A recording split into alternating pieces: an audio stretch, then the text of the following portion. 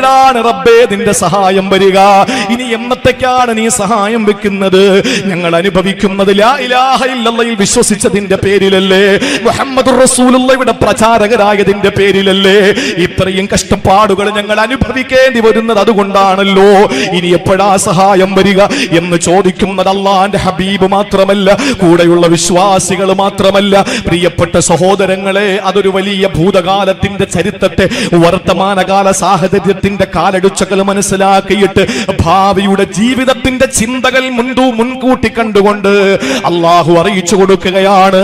ആ സമയത്ത് നബി സല്ലല്ലാഹു അലൈഹി വസല്ലമ തങ്ങളോട് അല്ലാഹ് പറയുകയാണ്, ഓ മുഹമ്മദേ, എന്റെ പ്രിയപ്പെട്ട അഹ്മദേ, എന്റെ ഹബീബേ, അലാ ഇന്ന നസ്റുല്ലാഹി ഖരീബ്. കണ്ടോ, ഖുർആനിന്റെ വാക്കുകൾ കണ്ടോ, ഖുർആനിന്റെ കലിമത്ത് കണ്ടോ? നേരത്തെ ഞാൻ പറഞ്ഞതിൽ അല്ലാഹു പറഞ്ഞത് ഇന്നി ഖരീബ്, ഞാൻ നിങ്ങളുടെ അടുത്ത് തന്നെ ഉണ്ട്, ചോദിച്ചോളൂ, ഞാൻ നിങ്ങൾക്ക് തരാമെന്നാണ്. ഇവിടെ പറയുന്നു, പീഡനങ്ങൾ ഏറ്റുവാങ്ങുമ്പോൾ നിങ്ങൾ ആരുടെ മുന്നിലാണ് കൈകൾ നീട്ടുന്നത്? ആരുടെ മുന്നിലും നിങ്ങൾ കൈ നീട്ടണ്ട. അലാ ഇന്ന നസ്റല്ലാഹി ഖരീബ്, എന്റെ സഹായം നിങ്ങൾക്കടുത്താണ്, സമീപസ്ഥനാണ്, ഞാൻ നിങ്ങളുടെ തൊട്ടടുത്ത് തന്നെ ഉണ്ട്. കുറച്ച് വിഷമങ്ങൾ നിങ്ങൾ ഇപ്പൊ അനുഭവിക്കേണ്ടി വരും. നിങ്ങൾക്കറിയോ ഖബ്ബാബ് ബിനുൽ അറത്ത് റളിയല്ലാഹു തആല അൻഹു? ആരാണ് ഖബ്ബാബ് റളിയല്ലാഹു തആല അൻഹു? പരിശുദ്ധ ദീനിനു വേണ്ടി നമ്മൾ എന്ത് ത്യാഗമാ സഹിച്ചത്, എന്ത് വിഷമമാ നമ്മൾ സഹിച്ചിട്ടുള്ളത്. പ്രിയപ്പെട്ട സഹോദരങ്ങളെ, സഹാബാക്കൾ അനുഭവിച്ച ത്യാഗത്തിന്റെ കണക്കുകൾ പറഞ്ഞാൽ, അവരനുഭവിച്ച വേദനയുടെ പ്രയാസത്തിന്റെ പരീക്ഷണങ്ങളുടെ കണക്കുകൾ അവതരിപ്പിച്ചാൽ നമ്മളൊന്നും ദീനിനു വേണ്ടി ഒന്നും ചെയ്തിട്ടില്ല. പ്രിയപ്പെട്ടവരെ, ഒട്ടകത്തിന്റെയും കുതിരകളുടെയും കാലുകളിൽ പാവപ്പെട്ട സഹാബത്തിന്റെ കാലുകൾ കൂട്ടിക്കെട്ടുമായിരുന്നു. എന്നിട്ട് കുതിരകളെ ഓടിച്ചു വിടുമായിരുന്നു. വലിയ വലിയ പർവ്വതത്തിന്റെ താഴ്വാരകളിലൂടെ, അതുപോലെ തന്നെ വലിയ മലമടക്കുകളിലൂടെ, വലിയ വലിയ പാറക്കെട്ടിനിടയിലൂടെ കുതിരകളെ ഓടിച്ചു വിടുമായിരുന്നു. പാവപ്പെട്ട സഹാബത്തിന്റെ തലകൾ ചെന്നിട്ട് പാറകളിലടിച്ചിട്ട് ആ തലയോട്ടിപ്പൊട്ടി പിളർന്നിട്ട് തലച്ചോറ് ചീട്ടിത്തെറിക്കുമായിരുന്നു. മുക്കാലിയിൽ കെട്ടിയിട്ട് ഒരു 3 വലിയ കമ്പുകൾ ചേർത്ത് വെച്ചിട്ട് അതിൽ അല്ലാഹുവിന്റെ റസൂലിന്റെ സഹാബാക്കളെ കെട്ടിയിട്ട് അടിയിൽ ഇങ്ങനെ തീ കൊളുത്തുമായിരുന്നു. വിറകുകൾ കൂട്ടിയിട്ട് തീ കത്തിക്കുമായിരുന്നു. ഇതെവിടെയോ കേട്ട പഴങ്കഥ പോലെ ചിന്തിക്കല്ലേ. ഇത് മുല്ലാ നസ്റുദ്ദീൻ ഹോജയുടെ കഥ പോലെ കേക്കല്ലേ. ഇതേതെങ്കിലും ഒരു ചരിത്രത്തിന്റെ മായാവി കഥ പോലെ കേക്കല്ലേ. ഇത് അല്ലാഹുവിന്റെ റസൂലിന്റെ സഹാബത്ത് അനുഭവിച്ച ത്യാഗമാണ്. അവരനുഭവിച്ച ത്യാഗം വിവരിക്കാൻ നമുക്ക് കഴിയില്ല. ആ പ്രിയപ്പെട്ട സഹാബാക്കൾ തന്നെ പറഞ്ഞല്ലോ, ഞങ്ങൾ തൂക്കിയിടപ്പെട്ടവരായി കത്തിക്കരിക്കുമ്പോൾ ഞങ്ങളുടെ ചോരയും നീരും വീണിട്ടാണ് പലപ്പോഴും തീ കെട്ടുപോകാറുള്ളത്.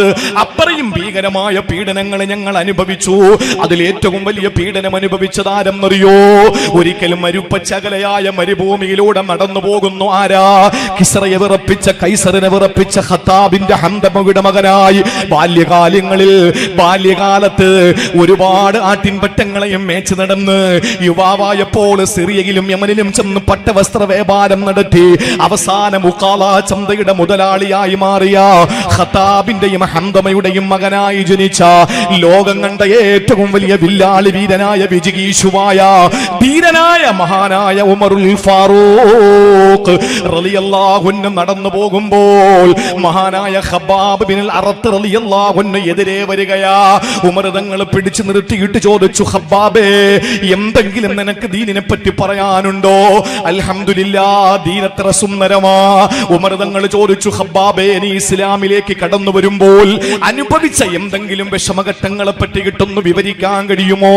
ഖബ്ബാബ് തങ്ങൾ പറഞ്ഞത് എന്തെന്നറിയോ? എനിക്ക് പറയാനറിയില്ല, എനിക്ക് വിവരിക്കാൻ അറിയില്ല, വേണമെങ്കിൽ ഞാനൊന്ന് കാണിച്ചു തരാ എന്ന് പറഞ്ഞിട്ട് ഖബ്ബാബ് തങ്ങൾ തന്റെ കുപ്പായം അങ്ങ് പൊന്തിച്ചു കൊടുക്കുകയാ. അല്ലാ അല്ലാ,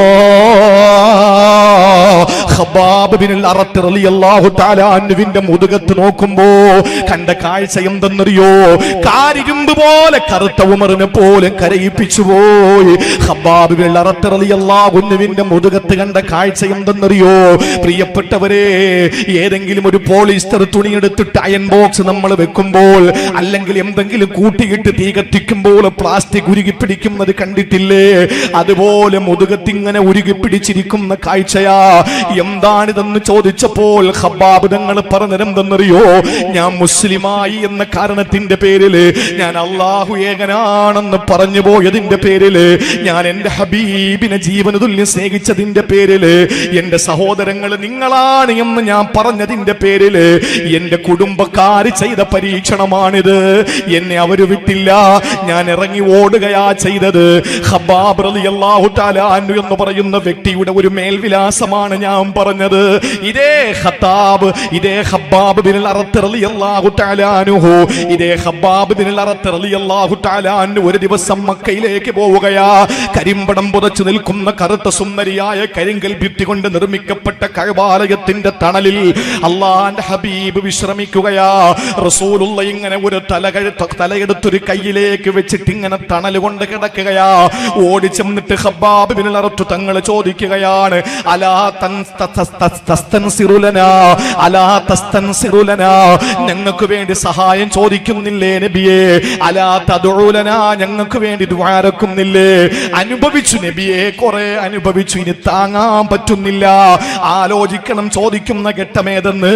മുസ്ലിമായി പോയതിന്റെ പേരില് കുടുംബത്തിൽ നിന്ന് പോലും അനുഭവിക്കേണ്ടി വന്ന ത്യാഗമുണ്ടല്ലോ, വേദനകളുണ്ടല്ലോ. ഇതെല്ലാം കടിച്ചിറക്കി നിൽക്കുന്ന ഖബ്ബാബ് റളിയല്ലാഹു അൻഹു ഓടിച്ചെന്നിട്ട് നബി തങ്ങളോട് ചോദിക്കുകയാ, അലാ തസ്തൻസിറുലനാ, ഞങ്ങൾക്ക് വേണ്ടി സഹായം ചോദിക്കുന്നില്ലേ? അലാ തദ്ഉല്ലാഹ ലനാ, ഞങ്ങൾക്ക് വേണ്ടി റബ്ബിനോടൊന്ന് ചോദിച്ചൂടെ എന്ന് അല്ലാഹുവിന്റെ ഹബീബിനോട് ചോദിക്കുമ്പോ നബി തങ്ങൾ തണലിൽ നിന്ന് പതുക്കെ അങ്ങ് എഴുന്നേൽക്കുകയാ. എന്നിട്ട് ആ സഹാബി അടുത്തേക്ക് വിളിച്ചിട്ട് തോളത്ത് തട്ടിയിട്ട് പറയുകയാണ്, എന്റെ ഖബ്ബാബേ, മുൻഗാമികളായ ആളുകളെ നിനക്കറിയോ? പ്രവാചകന്മാരുടെ മുൻഗാമികളായ അനുയായികളെ നിനക്കറിയോ? അതിൽ ഒരാളെ കൊണ്ടുവന്ന് പരസ്യമായിട്ട് നടുറോട്ടിൽ നിർത്തിയിട്ട് ആളുകളുടെ മുമ്പിൽ വെച്ച് വിചാരണ ചെയ്യുകയാണ്. ഒരു ഈർച്ചവാള് കൊണ്ടുവന്നിട്ട് ആ പാവപ്പെട്ട മനുഷ്യന്റെ തലയിലേക്ക് വെച്ചിട്ട് താഴേക്ക് ഇങ്ങനെ ഒരൊറ്റ വലിയ, പണ്ട് നമ്മുടെ പനപൂരിന്റെ പ്രദേശങ്ങളിൽ ഓല കെട്ടിയ വീടുകളല്ലേ, ഇന്നാണല്ലോ രമ്യഹർമ്മങ്ങളും ഓടിട്ട വീടുകളും ഷീറ്റിട്ട വീടുകളും കോൺക്രീറ്റ് വീടുകളും വന്നത്. പണ്ട് കാലങ്ങളിൽ ഓലമുടയുന്നത് നമുക്കറിയുമല്ലോ. ആ ഓലമുടയുന്ന രീതി എങ്ങനാണ്? വെട്ടിയിടപ്പെട്ട ഏതോ ഒരു തെങ്ങിൻ തോപ്പിലെ ഒരു ഓല എടുത്തിട്ടതിന്റെ മുകളിൽ വെച്ചിട്ട് താഴേക്ക് ഇങ്ങനെ കീറിയിട്ട് രണ്ട് മടലുകളായി മാറ്റാറുണ്ടല്ലോ. ഇതുപോലെ രണ്ട് പിളർപ്പായിട്ടങ്ങ് മാറ്റുകയാണ് ആ മനുഷ്യരെ. എന്നിട്ടോ മറ്റൊരാളെ വിളിച്ച് പരസ്യമായി കൊണ്ട് നിർത്തുകയാ. എന്നിട്ട് ഈ ഇരുമ്പിന്റെ ചീർപ്പ് കൊണ്ടുവന്നു. ഇരുമ്പിന്റെ ചീർപ്പ് കൊണ്ടുവന്നിട്ട് അവന്റെ മാംസം ഇങ്ങനെ വാർന്നെടുക്കുകയാ, ഇങ്ങനെ വാർന്നെടുക്കുകയാ. അവന്റെ മാംസവും അവന്റെ എല്ലിൽ നിന്ന് ഞരമ്പും അവന്റെ തോലും തൊലിയുമെല്ലാം ഇങ്ങനെ ചീർപ്പിലൂടെ താഴേക്ക് വന്നു. ഇതൊന്നും പ്രിയപ്പെട്ടവരെ ഏതെങ്കിലും ഒരു കള്ളക്കഥകളല്ല. ഇതെല്ലാം മുൻഗാമികളായ പ്രിയപ്പെട്ട അനുയായികൾ ക്ഷമിച്ചു. നിബിതങ്ങൾ പറയുന്നു, ഖബ്ബാബേ, ഖബ്ബാബേ, മനസ്സിലാക്കണം, ഇതൊന്നും അവരുടെ ദീൻ വിട്ടു പോകുന്നതിനെ അവരെ പ്രേരിപ്പിച്ചില്ല. വല്ലാഹി ലയുതിമ്മന്നല്ലാഹു ഹാദൽ അംറ, ഈ ദീനിനെ അല്ലാഹു പൂർത്തീകരിക്കും ഖബ്ബാബേ, ഈ ദീനിനെ അല്ലാഹു പൂർത്തീകരിക്കും ഖബ്ബാബേ. ഏതുവരെ എന്നറിയോ? ഹത്താ യസീറ റാകിബു മിൻ സൻആ, ഇറാഖിലെ സൻആയിൽ നിന്ന് ഇലാ ഹദറമൗത്ത്, യമനിലെ ഹദറമൗത്ത് വരെ ആയിരക്കണക്കായ മൈലുകൾ താണ്ടിയിട്ട് ഇറാഖിലെ സൻആയിൽ നിന്ന് യമനിലെ ഹദറമൗത്ത് വരെ ഒരു മനുഷ്യൻ യാത്ര ചെയ്യും.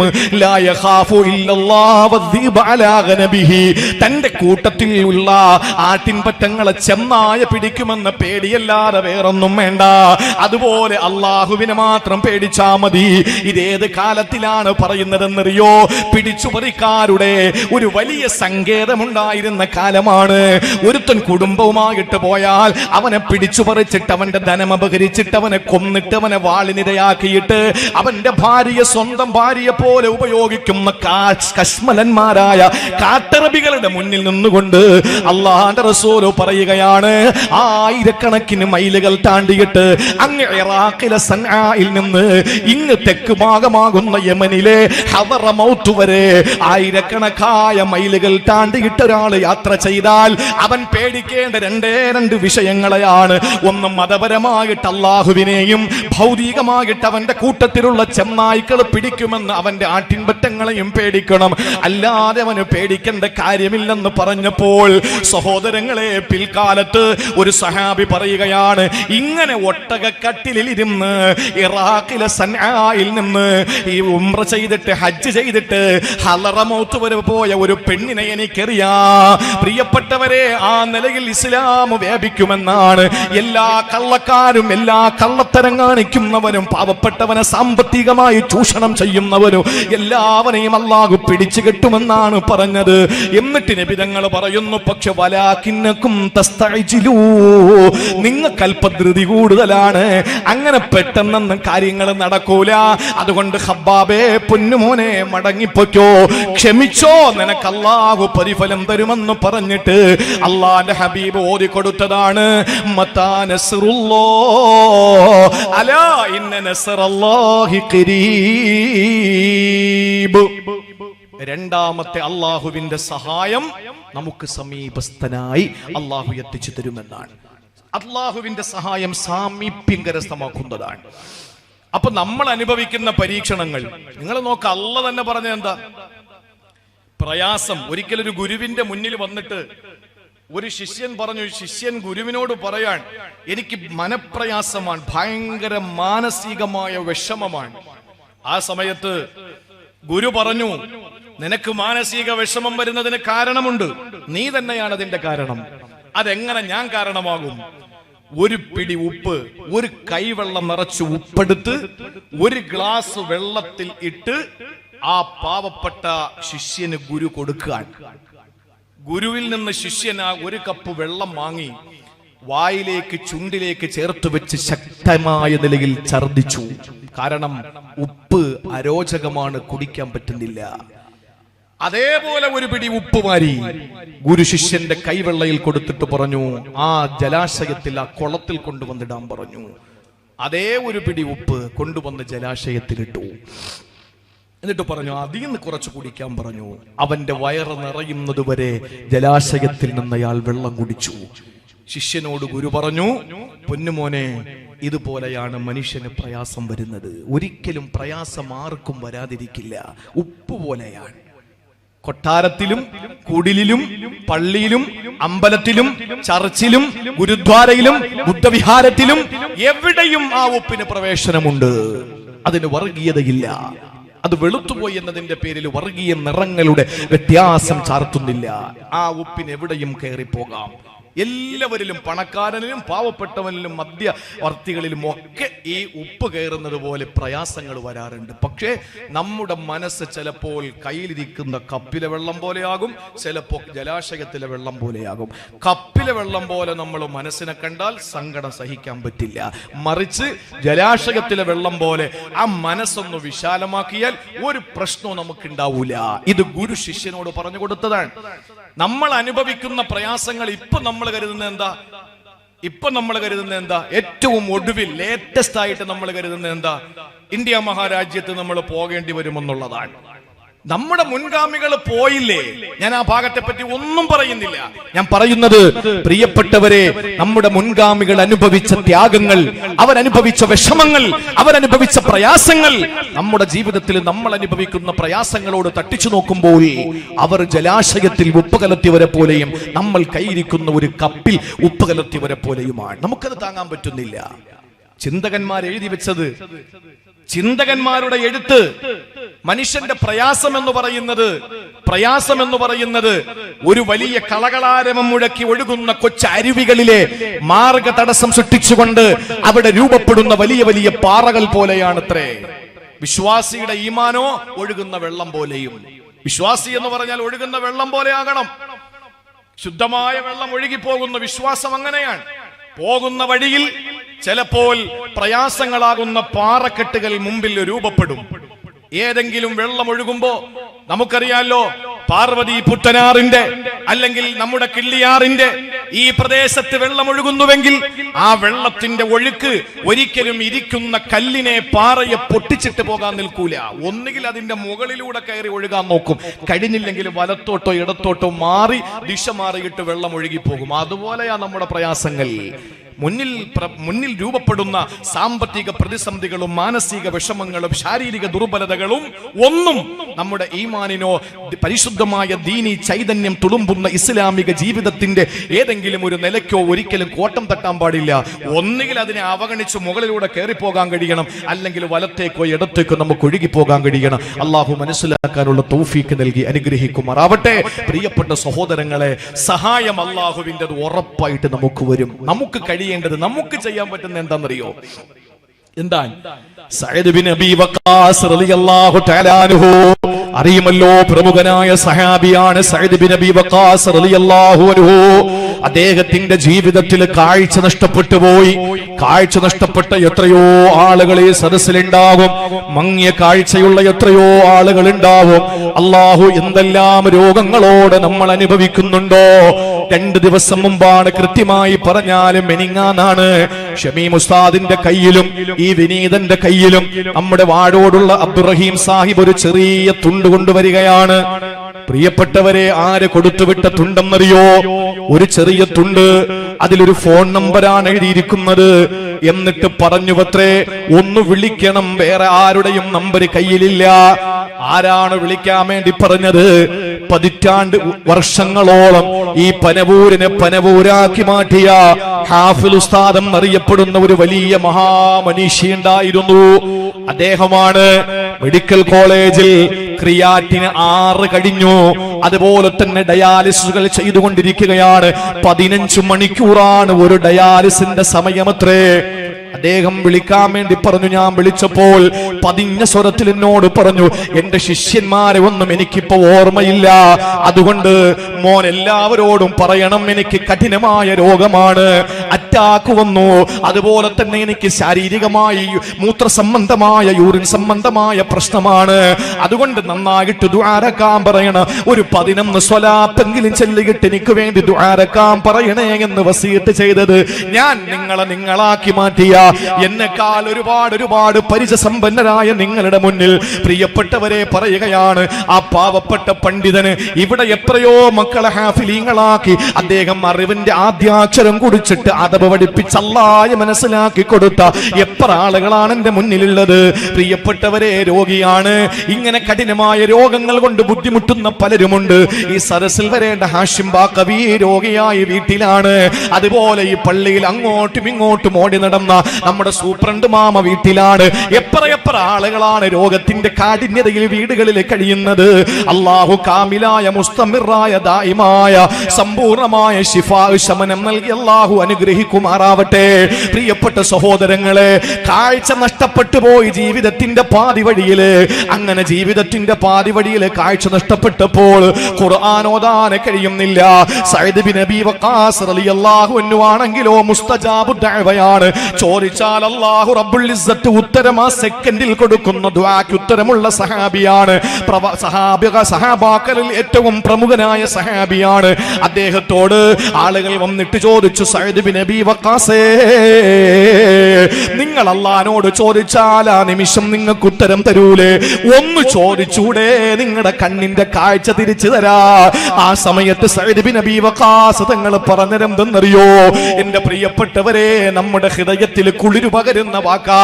സഅദ് ബിൻ അബീ വഖാസ് പറയുകയാണ്, എന്റെ സൃഷ്ടാവായ എന്റെ അല്ലാഹ്, എന്നെ പരിപാലിക്കുന്ന എന്റെ അല്ലാഹ്, അവനാണ് എന്റെ കാഴ്ച തിരിച്ചെടുത്തത്. അവൻ അറിയാമല്ലോ ഇന്ന് സഅദ് ബിൻ അബീ വഖാസിന് കാഴ്ചയില്ലെന്ന്. അതിൽ അവന് സന്തോഷമല്ലേ? ഈ സന്തോഷം എന്റെ റബ്ബിന്റെ സന്തോഷമാണെങ്കിൽ കാഴ്ച തിരിച്ചു കിട്ടുക എന്നുള്ളത് എന്റെ സന്തോഷമാണ്. പക്ഷെ ഞാൻ നോക്കുന്നത് എന്റെ സന്തോഷമല്ല, എന്റെ റബ്ബിന്റെ സന്തോഷമാണ് എനിക്ക് വേണ്ടത്. അതുകൊണ്ട് എന്റെ റബ്ബിനോട് ഞാൻ കാഴ്ച തിരിച്ചു തരാൻ പറയൂല എന്ന് പറഞ്ഞ സഅദ് ബിൻ അബീ വഖാസ് റളിയല്ലാഹു ഉണ്ടല്ലോ. പരീക്ഷണങ്ങളും വിഷമങ്ങളും നമുക്ക് ധാരാളം വരുമ്പോ ഒരിക്കലും നമ്മൾ പതറണ്ട. അല്ലാഹു നമ്മളോട് പറയുന്നു, അലാ ഇന്ന നസ്റല്ലാഹി ഖരീബ്, എന്റെ സഹായം നിങ്ങൾക്ക് തൊട്ടടുത്ത് തന്നെ ഉണ്ട്, നിങ്ങൾക്ക് തൊട്ടടുത്ത് തന്നെ എന്റെ സഹായമുണ്ട്. പ്രിയപ്പെട്ടവരെ, നമ്മൾ ചെയ്യേണ്ടത് ഒന്നേ ഒന്ന് മാത്രമേ ഉള്ളൂ, സുജൂദുകൾ അധികരിപ്പിക്കലാണ്. സുജൂദ് എന്താണെന്ന് നിങ്ങൾക്കറിയോ? അബുൽ കലാം ആസാദ് എന്ന് പറയുന്ന ഭാഷാ പിതാവെന്നറിയപ്പെടുന്ന അബുൽ കലാം ആസാദ് ഉണ്ടല്ലോ, അയാളോട് ചോദിച്ചത് നിങ്ങളുടെ സുജൂദ് കൊണ്ട് നിസ്കാരം കൊണ്ട് നിങ്ങൾക്ക് എന്താ കിട്ടുന്നത്? അബുൽ കലാം ആസാദിന്റെ മറുപടി പെട്ടെന്നാണ്, എന്റെ വീട്ടിലെ വേലക്കാരന് കാല് വെക്കുന്നിടത്ത് ഞാൻ എന്റെ തല വെക്കുന്നതാണ് സുജൂദ്. എന്റെ വീട് തുടയ്ക്കുന്നവന് വൃത്തിയാക്കുന്നവൻ, എന്റെ വീടിന്റെ ഖാദിം, എന്റെ വീടിന്റെ സെർവന്റ്, അയാള് കാല് വെച്ചത് എവിടാ അവിടെ ഞാൻ എന്റെ ശിരസ് വെക്കും, അതാണ് സുജൂദ്. ആരുടെ മുന്നിലും കുനിക്കാത്ത അന്തസ്സിന്റെ ആഭിജാത്യത്തിന്റെ ഇസ്സത്തിന്റെ തലയുണ്ടല്ലോ, നടന്നു പോകുന്ന നിലത്തു വെച്ചിട്ട് ഒരു മനുഷ്യന്റെ വൃത്തികെട്ട അവയവമാകുന്ന പൃഷ്ഠഭാഗത്തെ ഉയർത്തി വെച്ചിട്ട് പറയുന്നതെന്താ?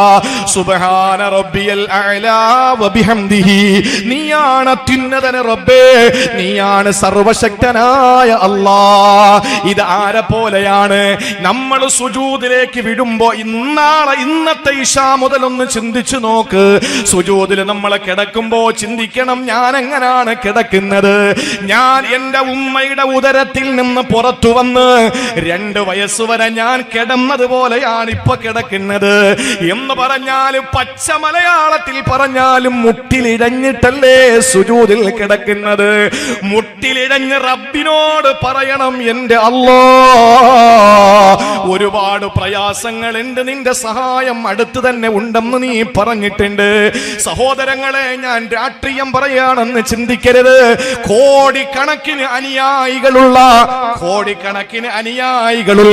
മാർക്സിസ്റ്റ് സൈദ്ധാന്തികനായിരുന്ന സഖാവ് ലെനിൻ, കോടിക്കണക്കിന് അനുയായികളുള്ള മാർക്സിസ്റ്റ് സൈദ്ധാന്തികനായ ലെനിൻ ക്ഷയരോഗം പിടിപെട്ട് അയാളുടെ ശരീരത്തിന്റെ ഒരു ഭാഗം ഇങ്ങനെ തളർന്നു പോവുകയാ.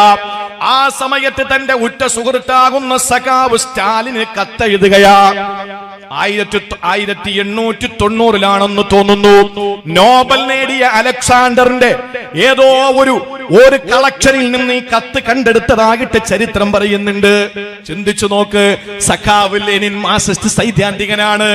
സഖാവ് സ്റ്റാലിന് കത്തെഴുതുകയാണ്, സഹോദരാ, എന്റെ ഉറ്റ സുഹൃത്തെ, എന്റെ കരളിന്റെ കഷ്ണമേ, എന്റെ സുഹൃത്തെ, എന്റെ ശരീരം ക്ഷയം വന്നിട്ട് തളർന്നിരിക്കുകയാണ്, എനിക്ക് നീ ഒരു സഹായം ചെയ്യുമോ? എന്ത് സഹായമാണ് വേണ്ടത്? എനിക്ക് ഒരു കുപ്പി വിഷം തരുമോ? മരിക്കാനാ, സഹിക്കാൻ പറ്റാത്ത വേദന. സഖാവ് സ്റ്റാലിൻ ദുഃഖത്തോടെ ഓർക്കുന്നുണ്ട്. ലെനിന്റെ കത്തങ്ങനെയാണെങ്കിൽ, പ്രിയപ്പെട്ടവരെ, ഇതേ രോഗം പിടിപെട്ട കഴിഞ്ഞ നൂറ്റാണ്ടിൽ 19-ാം നൂറ്റാണ്ടിൽ ജീവിച്ചിരുന്ന ഒരു മഹാപണ്ഡിതനുണ്ട്, മുസ്തഫ സബായി. ആ മുസ്തഫ സബായി എന്ന് പറയുന്ന മഹാപണ്ഡിതന് ഇതേ രോഗം പിടിപെട്ടു. ക്ഷയരോഗമാണ്. ഒരു വശം മുഴുവനും തളർന്നു പോയി, ഇടതുഭാഗം മുഴുവനും തളർന്ന അവശനായി. കാല് ചലിക്കുന്നില്ല, കൈ ചലിക്കുന്നില്ല, കണ്ണനങ്ങുന്നില്ല, നാവ് കുഴയുകയാണ്, ഒരു മൂക്ക് ചലിക്കുന്നില്ല, ഒരു ഭാഗം മുഴുവനും തളർന്നു കിടക്കുന്ന മുസ്തഫ സബായി തന്റെ ഉറ്റ ചങ്ങാതിക്ക് കത്തെഴുതുന്നതെന്തെന്നറിയോ? അൽഹംദുലില്ലാഹ്, എനിക്ക് ക്ഷയരോഗം പിടിപെട്ടെന്റെ ഒരു ഭാഗം തളർന്നിരിക്കുകയാണ്, പക്ഷെ 2 ഭാഗവും തളർത്താൻ കഴിവുള്ള അല്ലാഹ് എന്റെ ഒരു ഭാഗമല്ലേ തളർത്തിയുള്ളൂ. അൽഹംദുലില്ലാഹ്. മുസ്തഫ സബായിക്ക് ഉണ്ടായത് സഖാവ്, കോടിക്കണക്കിന് ആളുകളുടെ നേതാവായ സഖാവ് ലെനിനില്ലാതെ പോയ ഒന്നുണ്ട്. അത് വാരിയെല്ലിന്റെ ഉള്ളിലുള്ള ലാ ഇലാഹ ഇല്ലല്ലാഹ്, ആ വിശുദ്ധമായ കലിമയാണ്. എത്ര നമ്മുടെ ഉള്ളിൽ ഈമാൻ വർദ്ധിക്കുമോ അത്രയും പരീക്ഷണങ്ങൾ നമുക്ക് വന്നുകൊണ്ടിരിക്കും. അതിൽ യാതൊരു സംശയമില്ല. ഒരു ചെറിയ ഉണർത്തൽ എന്നുള്ള നിലയിൽ ഞാൻ പറയാൻ, ജീവിതത്തിൽ ഹൻസ എന്ന് പറയുന്ന ഒരു പെണ്ണുണ്ടായിരുന്നു. ചരിത്രങ്ങൾ ഞാൻ കുറച്ചു പറയാൻ പരമാവധി ശ്രമിക്കുകയാണ്. ഹൻസ എന്ന് പറയുന്ന പെണ്ണ് ജീവിതത്തിൽ അവളുടെ ബാപ്പ ഒരു കല്യാണം കഴിച്ച് അതിൽ തന്റെ പ്രിയപ്പെട്ട വാപ്പയിലൂടെ ഒരു സഹോദരൻ ഉണ്ടായി, പേര് സക്കർ എന്നാണ്. ഈ സക്കർ എന്ന സഹോദരൻ തന്റെ കളിക്കൂട്ടുകാരനായി. ഹൻസ എന്ന് പറയുന്ന പെണ്ണിന് സക്കർ വല്ലാത്ത അടുപ്പക്കാരനായി. വാപ്പയുടെ മകനാണ്, വാപ്പോത്ത സഹോദരനാണ്. പക്ഷേ ജീവിതത്തിന്റെ കളിക്കൂട്ടുകാരനായ സക്കർ ഒരിക്കൽ പെട്ടെന്ന് പനി ബാധിച്ചിട്ട് മരിച്ചു. അത് സഹിക്കാൻ പറ്റാതെ വന്ന ഹൻസ കരഞ്ഞു. കരയുക മാത്രമല്ല, ഹൻസ മുടി വാരി പിരിത്തിട്ടു. കൗമാരത്തിലേക്ക് അടുക്കുന്ന സമയം ആ പ്രിയപ്പെട്ട ഹൻസ മുടിവാരി പിരുത്തിട്ട് അഴിച്ചിട്ട കാർക്കൂന്തലുകളുടെ ഇടയിൽ ഭ്രാന്തികളെ പോലെ കവിത എഴുതി തന്റെ സക്കറിന് വേണ്ടിയിട്ട്, തന്റെ സഹോദരൻ സക്കർ മരിച്ചുപോയ വേദന സഹിക്കാൻ പറ്റാതെ ആ പ്രിയപ്പെട്ട ഹൻസ കരയാൻ തുടങ്ങി. ഹൻസ വളർന്നു, കരച്ചിലു മാറി, ഭ്രാന്തമായ മനസ്സു മാറി, അവളുടെ മനസ്സ് പാകപ്പെട്ടു തുടങ്ങി. അവസാനം ഹൻസയുടെ മനസ്സിൽ കയറിക്കൂടിയ ഒരു കാമുകനുണ്ട്, പേര് മുഹമ്മദ് മുസ്തഫ സ്വല്ലല്ലാഹു അലൈഹി വസല്ലമ തങ്ങളെ പറ്റി മനസ്സിലാക്കി. അവസാനം ഇസ്ലാമിന്റെ അനുയായിയായി മാറി. ആ ഹൻസ വിവാഹിതയായി 4 ആൺമക്കളെ അള്ളാഹു സമ്മാനിച്ചു. ഖാദിസിയ യുദ്ധം നടക്കുമ്പോ ഭർത്താവില്ല, 4 പൊന്നുമക്കൾ മാത്രമാണ് ഹൻസാക്കുന്നുള്ളത്. ആ ഹൻസ 4 മക്കളെയും വിളിച്ചിട്ട് പറഞ്ഞു, പൊന്നുമക്കളെ നിങ്ങൾ പെട്ടെന്ന് കുളിച്ചിട്ട് വാ. ആ കുളിക്കാൻ പോയ പൊന്നുമക്കളോട് പറഞ്ഞു, മക്കളെ ഇത് സാധാരണ കുളിയല്ല, നിങ്ങൾ നന്നായിട്ട് നീയത്ത് വെക്കണം, ഇത് മയ്യത്ത് കുളിയാ. 4 മക്കളും ഉമ്മ പറഞ്ഞതുപോലെ മയ്യത്ത് കുളി കഴിഞ്ഞിട്ട് വന്നു. ആ 4 മക്കളുടെ നേരെയും വെള്ളത്തുണി നീട്ടിക്കൊടുത്തിട്ട് പറഞ്ഞു, മക്കളെ ഇത് കഫൻ പുടവയാ, ഈ മക്കളെ കഫൻ പുടവ വാങ്ങി ധരിക്കുകയാ. എന്നിട്ട് ഉമ്മ നന്നായിട്ട് അപ്പർ തേച്ചു കൊടുക്കുകയാ 4 മക്കൾക്കും. എന്നിട്ട് ആ ഉമ്മ 4 മക്കളോടും പറഞ്ഞു, പൊന്നുമക്കളെ മാ ഹിന്ദു അബാക്കും, വല്ലാഹി ഞാൻ നിങ്ങളുടെ വാപ്പായെ ചതിച്ചിട്ടില്ല, നിങ്ങൾ 4ഉം ഒരു വാപ്പയുടെ മക്കൾ തന്നെയാ. ഈ പാവപ്പെട്ട ഹൻസ എന്ന ഉമ്മ പറയാ, മക്കളെ നിങ്ങൾ ഖാദിസിയ രണഭൂമിയിലേക്ക് പോയാൽ പടച്ചവനാണ്, തിരിച്ചു വരരുത്, നിങ്ങൾ ഈ രണാങ്കണത്തിൽ നിന്ന് തിരിച്ചു വരരുത്, മക്കളെ നിങ്ങൾ ധീരമായി പോരാടണമെന്ന് പറഞ്ഞു. ഹൻസ റളിയല്ലാഹു തആല അൻഹ ആ 4 മക്കളെയും രക്തസാക്ഷികളാകാൻ വേണ്ടിയിട്ട് ഖാദിസിയ രണഭൂമിയിലേക്ക് പറഞ്ഞു വിടുന്നു. എന്നിട്ട് നമസ്കരിച്ചുകൊണ്ട് ദുആരക്കുന്നു, പടച്ച റബ്ബേ എന്റെ 4 മക്കളെയും നീ ഷഹീദാക്കണേ അല്ലാ, ഒരു മോനെ പോലും എനിക്ക് നീ തിരിച്ചു തരല്ലേ റബ്ബേ. മക്കളോടുള്ള ഏതെങ്കിലും ദേഷ്യത്തിന്റെ പേരിലല്ല, മക്കളെ ജീവിച്ച് കൊതി തീർന്നതിന്റെ പേരിലല്ല, നാളെ പടച്ചവന്റെ കോടതിയിൽ കിട്ടുന്ന സമ്മാനത്തിന്റെ ആ ഒരു വലിയ പ്രസന്റേഷന്റെ ആ ഒരു കാര്യം പ്രസന്റായി തന്റെ മനസ്സിൽ വന്നപ്പോൾ ആ പ്രിയപ്പെട്ട മാതാവിനുണ്ടായ ഒരു വികാരത്തിന്റെ തീഷ്ണമായ ഒരു ജ്വാലയുടെ പ്രതീകമാണ്, ജാജ്വല്യതയാണ് ആ ഉമ്മയുടെ ദുആയിൽ നമുക്ക് കാണാൻ കഴിഞ്ഞത്. അവസാനം 4 മക്കളും രക്തസാക്ഷികളായി. പ്രിയപ്പെട്ട ഉമ്മയുടെ മുമ്പിൽ വന്നിട്ട് ആരോ സങ്കടത്തോടെ പറഞ്ഞു, ഹൻസ നിങ്ങളുടെ 4 മക്കളും ഷഹീദായി. ആ സമയത്ത് 2 കരങ്ങൾ വീണ്ടും ഉയർത്തുകയാ റബ്ബിലേക്ക്. എന്നിട്ട് പറഞ്ഞു, അൽഹംദുലില്ലാഹ്, നാളെ സ്വർഗ്ഗത്തിൽ 4 ശുഹദാക്കളുടെ ഉമ്മയായി നീ എന്നെ തെരഞ്ഞെടുത്തല്ലോ.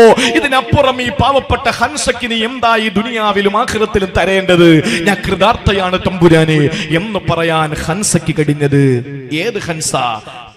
തന്റെ സഹോദരനാകുന്ന സക്കർ മരിച്ചപ്പോൾ ഭ്രാന്തിയായി മുടിവാരി പിരുത്തിട്ട ആ ഹൻസയിൽ നിന്ന് 4 മക്കളെ ഷഹീദാക്കാൻ കഴിഞ്ഞ ഹൻസാക്ക് മനസ്സിനകത്ത് തോന്നിയ ആ വികാരം അന്നില്ലാത്ത ഒന്ന് ഹൻസയ്ക്ക് ഇപ്പമുണ്ട്. അതാണ് ലാ ഇലാഹ ഇല്ലല്ലാഹു മുഹമ്മദുർ റസൂലുള്ളാഹ്. നമുക്കതുണ്ടെങ്കിൽ പരീക്ഷണങ്ങൾ ഏറ്റവും നല്ല കഞ്ചാവിന്റെ ലഹരിയോടെ നമുക്ക് അനുഭവിക്കാൻ കഴിയും. കഞ്ചാവിന്റെ ലഹരിയേക്കാൾ വലിയ ലഹരിയായിട്ട് നമുക്ക് അനുഭവിക്കാൻ കഴിയും പരീക്ഷണങ്ങൾ. വീണ്ടും വീണ്ടും ചോദിക്കും, നീ താ പടച്ചവനെ, പരീക്ഷണങ്ങൾ താ അല്ലാ. എത്ര ചരിത്രങ്ങളാ നമുക്ക് പറയാൻ സമയമില്ല. അതുകൊണ്ട് ദുആ ചെയ്താൽ ഉത്തരം ഇന്നി ഖരീബ്. അല്ലാഹു പരീക്ഷണങ്ങൾ തന്നാൽ അവന്റെ സഹായം നസ്റുല്ലാഹി ഖരീബ്. ഇനി മൂന്നാമത് എന്താ പറഞ്ഞെന്നറിയോ? എന്റെ പ്രിയപ്പെട്ട സഹോദരങ്ങളെ, സമയം ഇനി അരമണിക്കൂറുടെയാണ് പ്രസംഗത്തിന്റെ ടൈം ഉള്ളത്. ഇൻഷാ അല്ലാഹ് വളരെ സുപ്രധാനമായ 2-3 കാര്യങ്ങൾ പറയാനുണ്ട്. നാളെ സമാപനമാണ്. ഒരാളും ഇൻഷാ അല്ലാഹ്, ഞാനും ആതിഥേയനാണ്, നിങ്ങളും ആതിഥേയരാണ്. ഇതിലിപ്പോ അതിഥി ആരെന്നുള്ളതിലാണ് ഇപ്പൊ അഭിപ്രായ വ്യത്യാസമുള്ളത്. ഏതായിരുന്നാലും ഇൻഷാ അല്ലാഹ് ഈ ദിവസം നമ്മുടെ ജീവിതത്തിൽ ശഅബാൻ മാസത്തിന്റെ രാവാ. അത് വലിയൊരു മഹലായ ഫദ്ൽ അല്ലാഹു നമുക്ക് തന്നതാ. ഒരു വർഷക്കാലത്തെ നമ്മുടെ ബജറ്റ് അവതരണം നടക്കാൻ പോവാം. നിയമസഭയിൽ ബജറ്റ് അവതരണം നടന്നാൽ നമ്മൾ കൃത്യമായി ചാനലുകൾ മാറ്റി മാറ്റി എന്തിന് സിഗരറ്റിന് വില കൂടിയോ, കള്ളിന് വില കൂടിയോ, കഞ്ചാവിന് വില കൂടിയോ, തുണിക്ക് വില കൂടിയോ എന്നൊക്കെ നോക്കി നമ്മൾ ഇരിക്കാറുണ്ട്.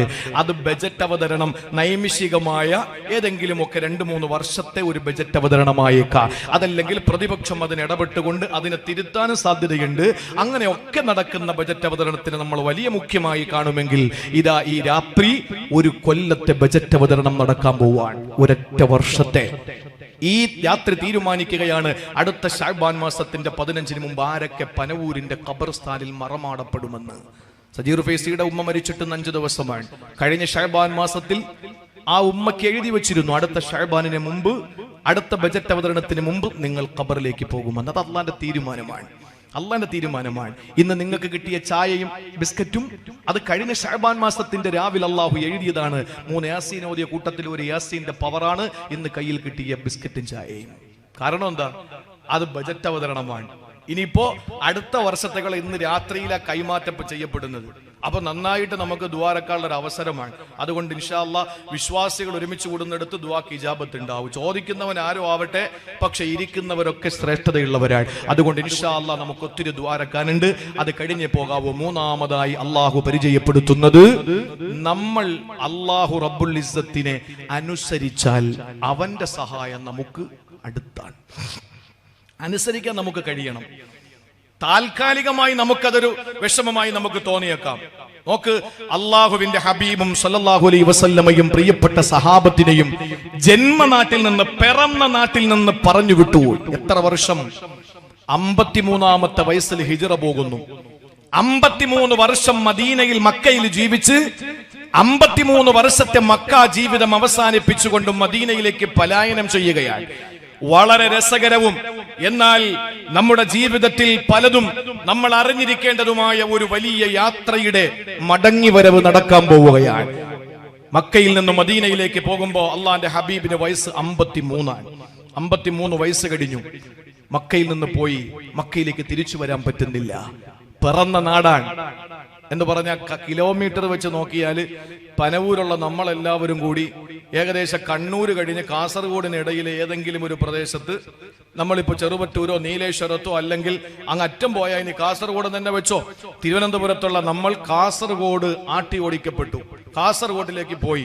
നമ്മുടെ ഇവിടുത്തെ കഷ്ടപ്പാട്, വാഹനങ്ങൾ, വീട്, കച്ചവടങ്ങൾ, കടകൾ, നമ്മുടെ ഭാര്യ, നമ്മുടെ മക്കൾ, നമ്മുടെ മാതാപിതാക്കൾ, നമ്മുടെ വേണ്ടപ്പെട്ടവരൊക്കെ ഈ തിരുവനന്തപുരത്താണ് ഉള്ളത്. നമ്മൾ കാസർഗോഡുവാ ഉള്ളത്. ഇന്നത്തെ പോലെ സംവിധാനങ്ങൾ അന്നില്ല. 500 കിലോമീറ്റർ അപ്പുറത്തേക്ക് ആട്ടി ഓടിക്കപ്പെട്ടു. അവിടെ ചെന്ന് വർഷങ്ങൾ കഴിഞ്ഞു. 1 വർഷം കഴിഞ്ഞു, 2-ാം വർഷം ബദർ, 3-ാം വർഷം ഉഹദ്, 4-ാം വർഷം ബദർ സുഗ്റ, 5-ാം വർഷം അവിടെ കഴിഞ്ഞു. 6-ാം വർഷം എത്തിയപ്പോൾ അള്ളാന്റെ ഹബീബ് ഒരു സ്വപ്നം കാണുകയാണ്.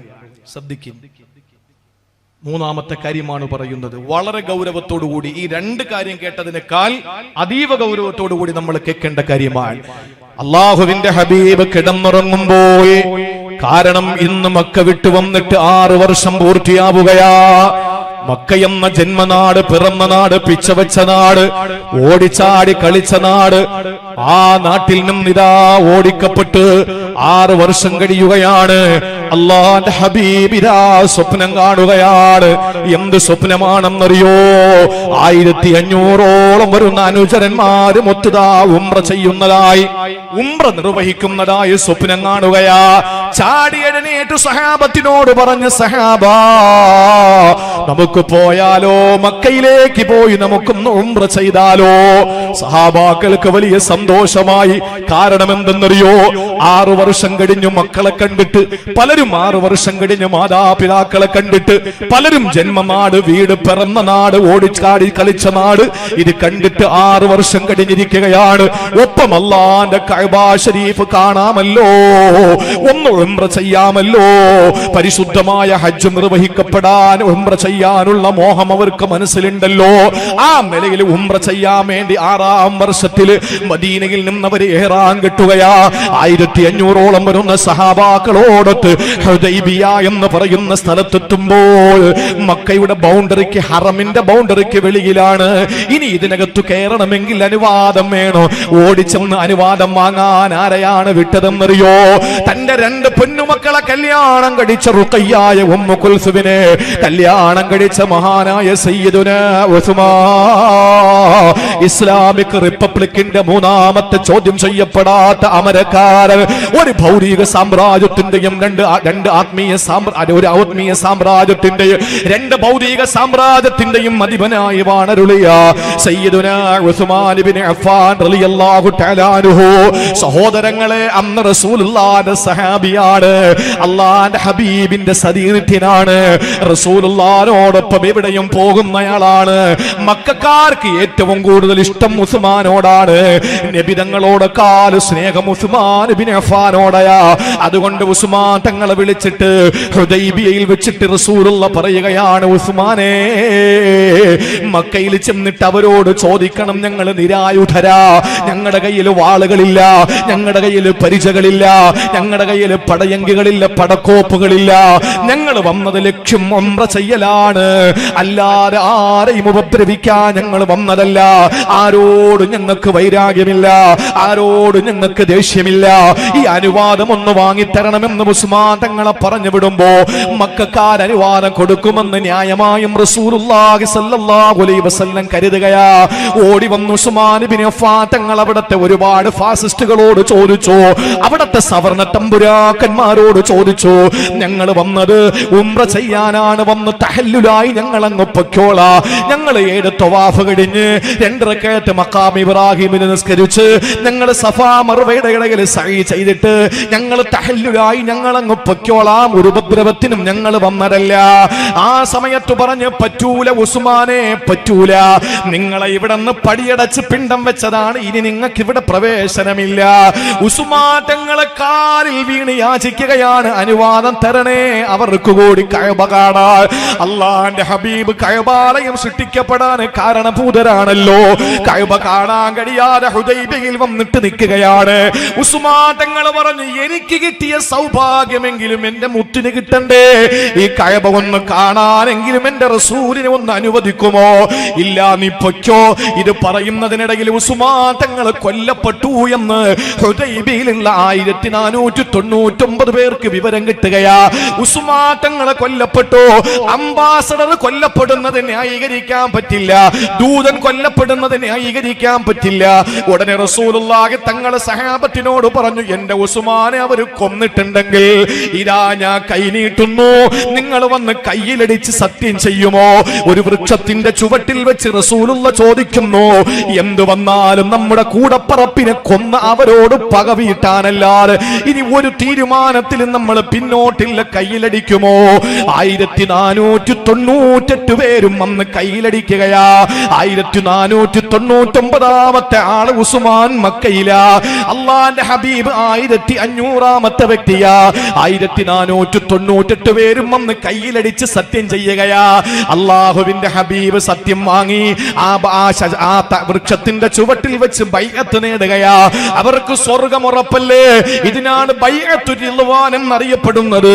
സഹോദരങ്ങളെ, ബദരീങ്ങളെ കഴിഞ്ഞാൽ ഉഹദീങ്ങളാ, ഉഹദീങ്ങളെ കഴിഞ്ഞാൽ ബൈഅത്ത് റിദ്വാന്റെ ആളുകളാണ് ശ്രേഷ്ഠതയുള്ള സഹാബാക്കള്.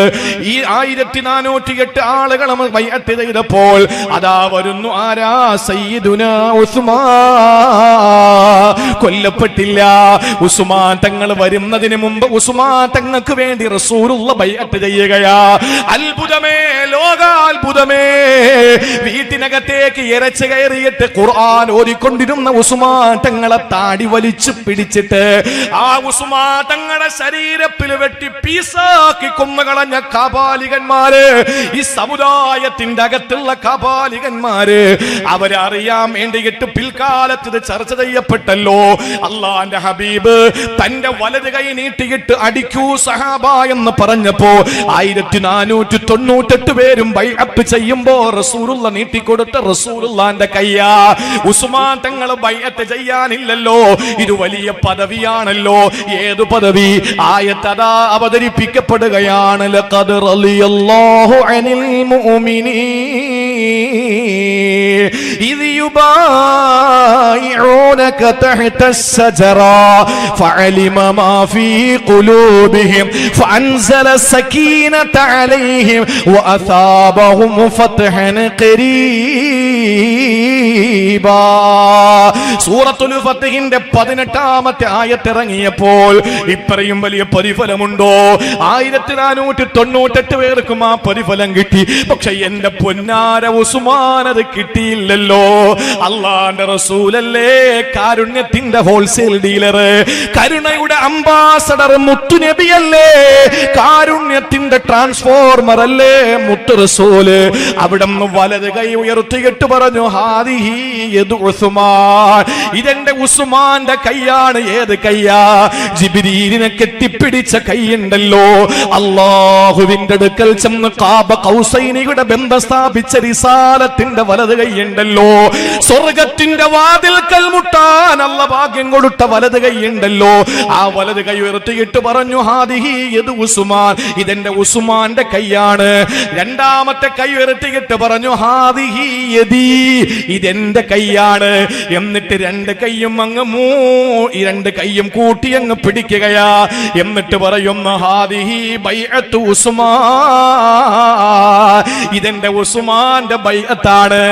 ഓട്ടോമാറ്റിക്കായി 1499 ഉസ്മാനും ആടാവുകയാ. സഹോദരങ്ങളെ, ബൈഅത്ത് റിദ്വാനിൽപ്പെട്ട സഹാബിയായി മാറി. അങ്ങനെ ഈ 1499 പേരടങ്ങുന്ന സഹാബാക്കളെ ബൈഅത്തു റിദ്വാനിന്റെ തഹ്ത ശജറ, വൃക്ഷത്തിന്റെ ചുവട്ടിൽ വെച്ച് നടത്തിയ ബൈഅത്ത് റിദ്വാൻ എന്ന് പറയുന്ന മഹത്തായ ഈ സംവിധാനത്തിന്റെ കൊടക്കീഴിലെത്തുകയാ. ഉസ്മാൻ തങ്ങളെ തിരിച്ചു വന്നു. അള്ളാന്റെ ഹബീബിനും സഹാബത്തിനും സന്തോഷമായി.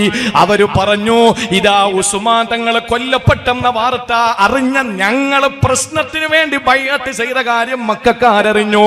അവരിന് ഞങ്ങളെ വെച്ചേക്കൂല. കാരണം 4 കൊല്ലങ്ങൾക്ക് മുമ്പ് നടന്ന ബദർ അവരുടെ മനസ്സിലുണ്ട്, 3 കൊല്ലം മുമ്പ് നടന്ന ഉഹദ് അവരുടെ മനസ്സിലുണ്ട്, 2 കൊല്ലം മുമ്പ് നടന്ന ബദർ സൂറയും അവരുടെ മനസ്സിലുണ്ട്. അവര് പറഞ്ഞു, മുഹമ്മദും കൂട്ടരും തുനിഞ്ഞിറങ്ങിയാ നമ്മൾ ധൂമധൂളി തന്നെ, അതുകൊണ്ട് പോകാം, നമുക്ക് ചെന്നൊരു കോംപ്രമൈസ് ആകാം. അങ്ങനെ ഹുദൈബിയ സന്ധിയിലേക്ക് വരികയാണ്. ഹുദൈബിയ എന്ന് പറയുന്ന കൊച്ചു നാട്ടിലേക്ക് എത്തുകയാ. വന്നിട്ട് അല്ലാഹുവിന്റെ ഹബീബിനോട് പറഞ്ഞു, മുഹമ്മദേ, പ്രശ്നമുണ്ടാക്കരുത്, നിങ്ങൾ കുഴപ്പം കാണിക്കരുത്, നിങ്ങൾ ഇവിടെ നിന്ന് പോകണം. ഇനി 10 വർഷത്തേക്ക് നമ്മൾ തമ്മിൽ യുദ്ധമില്ല. ആകാശം ഇടിഞ്ഞു വീണാലും ഭൂമി കുത്തിപ്പിളർന്നാലും സാഗരങ്ങൾ കരയിലേക്ക് ഇരച്ചു കയറിയാലും ഇനി ഞങ്ങൾ തമ്മിൽ യുദ്ധമില്ല. പിന്നെ ഒന്നാമത്തെ ഡിമാൻഡ് അതാണ്. രണ്ടാമത്തെ എഴുത്തെന്തെന്നറിയോ, സന്ധിയതെന്നറിയോ, ഇപ്പൊ നിങ്ങൾ പോകണം. അവരുടെ ദുഷ്പ്രഭുത്വത്തിന്റെ, പ്രമാണിത്വത്തിന്റെ, ദുർഭരണത്തിന്റെ, ഏറ്റവും വലിയ ദുരഭിമാനത്തിന്റെ ചിത്രമാണത്. അവര് പറഞ്ഞു, ഇപ്പൊ നിങ്ങൾ വരരുത്, ഇപ്പൊ നിങ്ങൾ മടങ്ങിപ്പോകണം. അടുത്ത കൊല്ലം നിങ്ങൾക്ക് വരാം. ഹിജറ 7 അതും വന്നു. ഉംറത്തുൽ ഖളാ എന്നറിയപ്പെടുന്നു അതിന്. അള്ളാന്റെ ഹബീബ് പറഞ്ഞു, ശരി 10 വർഷം യുദ്ധമില്ല, ശരി, സന്തോഷമായി. സഹാബാക്കൾക്ക് വലിയ സന്തോഷമായി. പക്ഷേ നിങ്ങൾ ഇനി കേട്ടോളീം. അവൻ പറഞ്ഞു, ഇപ്രാവശ്യം നിങ്ങൾക്ക് ഉംറ ചെയ്യാൻ അവസരമില്ല. ഉമർ റളിയല്ലാഹു അൻഹു പറഞ്ഞു, നബിയെ, നിങ്ങൾ എന്തായി പറയുന്നേ? ഞാൻ പോകാം, യവന്മാരെ ഇപ്പൊ ഞാൻ വെട്ടിക്കൊന്നേക്കാം. പലരും വല്ലാതെ വിക്ഷുബ്ധരായി. ആ സമയത്ത് അള്ളാന്റെ റസൂല് പറഞ്ഞു, മിണ്ടരുത് വാന റസൂലുള്ളാഹ്, ഞാൻ പറയുന്നത് അനുസരിച്ചോളണം, മിണ്ടരുത്. പലരും നമ്മളാണെങ്കിൽ പറയും, ഇതെന്തൊരു നേതാവ്, പേടിത്തൂറി എന്നൊക്കെ പറഞ്ഞ് നമ്മൾ അവരെ കളിയാക്കി വിടാനല്ലേ ശ്രമിക്കൂ. അള്ളാഹുവിന്റെ ഹബീബ് പറഞ്ഞു, വഅന റസൂലുള്ളാഹ്, ഞാൻ അള്ളാന്റെ ദൂതനാണ്, ഞാൻ അള്ളാന്റെ ദൂതനാണ്, ഞാൻ പറയുന്നത് നിങ്ങൾ അനുസരിക്കണം. എന്താ സന്ധി കരാർ? എന്താണ്? 10 വർഷത്തേക്ക് യുദ്ധമില്ല. 1. 2, ഈ വർഷം പോകണം, അടുത്ത വർഷം വന്നോ, മക്ക തുറന്നു തരാം, നിങ്ങൾ ഉംറ ചെയ്തോ, ഉടനെ പോകണം, 3 ദിവസം അനുവാദം തരും, മതി. 2. മൂന്നാമത്തത് എന്താ? മക്കേന്ന് അങ്ങോട്ട് ആരെങ്കിലും വന്നാൽ തിരിച്ചു വിടണം, മദീനേന്ന് ആരെങ്കിലും തിരിച്ച് ഞങ്ങടുത്ത് വന്നാൽ തിരിച്ചു വിടൂല. ഉമർ തങ്ങൾ പറഞ്ഞു, നബി അത് എന്ത് ഏർപ്പാടാ, അത് സമ്മതിക്കരുത്. അള്ളാഹുവിന്റെ റസൂൽ പറഞ്ഞു, മിണ്ടാതിരിക്കുവാന റസൂലുള്ളാഹ്. പിൽക്കാലത്ത് അത് മനസ്സിലായി. എന്താണെന്നറിയോ, എടാ, മദീനയെന്ന് ഒരുത്തം മക്കയിൽ പോകണമെങ്കിൽ മുർത്തദ്ദാവണം, പിന്നെ അവൻ അമ്മക്കെന്തിനാ? അതാണ് ദീർഘവീക്ഷണം. അഷ്റഫുൽ ഖൽഖ് നബി മുഹമ്മദ് മുസ്തഫ. മദീനയെന്ന് ആര് പോയാലും തിരിച്ച് ഞങ്ങൾക്ക് വേണ്ടടോ, നിങ്ങൾ എന്നെ എടുത്തോ. മക്കേന്ന് ആര് വന്നാലും തിരിച്ചു വിട്ടേക്കാം. അള്ളാഹ് ഹിദായത്ത് കൊടുത്തില്ലേ, പിന്നെ അവനെ നമ്മളെ ചുമക്കുന്ന എന്തിനാ? ഇനി ഹിദായത്ത് കൊടുത്ത് അവന്റെ ഹൃദയത്തിൽ ഈമാൻ രൂഢമൂലമായാലോ, തിരിച്ച് മക്കയിലേക്ക് വന്നാൽ നിങ്ങൾ സെറ്റോടെ മദീനയിലേക്ക് വന്ന് ബൈഅത്ത് ചെയ്യും, അത് ഉറപ്പാണ്. അതുകൊണ്ട് അത് ഞാൻ അംഗീകരിച്ചു. ഉമർ നിങ്ങൾക്കൊക്കെ പ്രദേശം വന്നു. ഇത്രയും പറഞ്ഞിട്ട് ശരി, നമുക്കിനി എഴുതാം. ആരാ എഴുതേണ്ടത്? അള്ളാന്റെ റസൂല് ഉമ്മിയാണ്, എഴുത്തും വായന അറിയില്ല.